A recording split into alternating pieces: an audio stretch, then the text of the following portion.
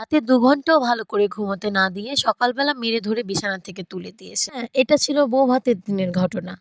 সাত সকালবেলা উঠে প্যান্ডেলে গিয়ে দেখি অলরেডি সেখানে রান্না-বান্না শুরু হয়ে গেছে। সবাই খাওয়া ঘুম ছেড়ে কাজে লেগে পড়েছে। আর আমি তো বরের বোন। আমাকে তো কাজ করতেই হবে। তো আমি মূলত ওখানে গিয়ে খুঁটিনাটি কাজে সাহায্য করছিলাম। যেহেতু অনেক লোকের নিমন্ত্রণ ছিল, তাই রান্নাবান্নাটা ভোরবেলা থেকেই শুরু হয়ে গিয়েছিল। আর আমার ছোটদা ভাই পাহারাদার হিসেবে রাতে এখানেই শুয়েছিল। তো এখানে আমি খাসির মাংস ধুচ্ছিলাম। ধুতে হঠাৎ আমার বাড়ি থেকে আবার ডাক পড়েছে।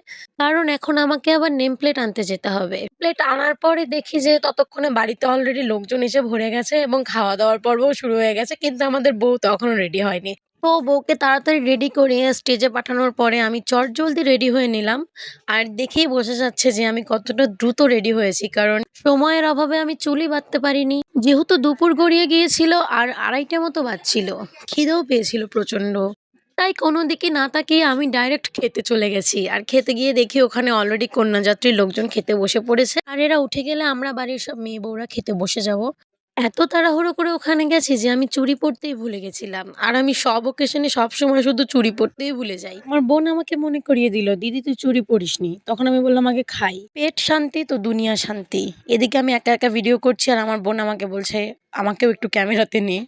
তো ওকে একটু দেখিয়ে দিলাম এটা আমার কাকাতো বোন এবং আমার সঙ্গীও বলা চলে। আমরা একসাথেই মানুষ হয়েছি ছোটবেলা থেকে।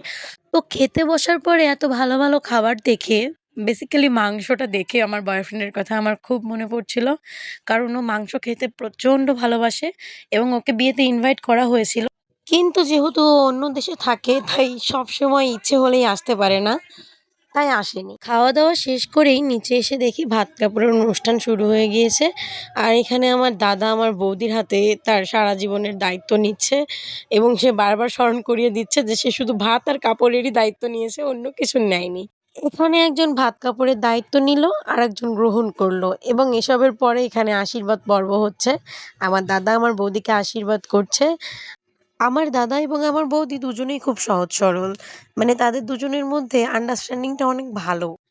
আর যারা জানেন না তাদের উদ্দেশ্যে বলে রাখি, আমাদের দেশে বৌভাতটা কিন্তু দিনের বেলায় হয়। সবাই যখন খাওয়া-দাওয়া শেষ করে বাড়ি চলে গিয়েছিল, তারপরে কিন্তু ভাত কাপড়ের অনুষ্ঠানটা হয়েছিল। আর এটা হতে সন্ধে হয়ে গিয়েছিল। এখন কন্যাযাত্রী সবাই বাড়ি চলে যাবে। আর বাড়ি যাওয়ার আগ মুহূর্তে তারা আবারও ছেলের হাতে তাদের মেয়েকে তুলে দিচ্ছিল।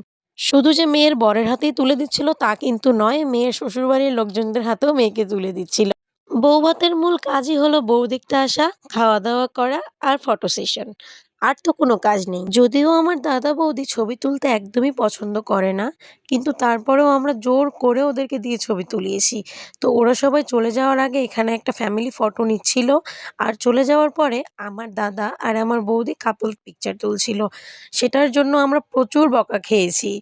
কারণ ওরা তুলতেই চাইছিল না। তো আজকের ভিডিওটা এই পর্যন্তই ছিল। বাই।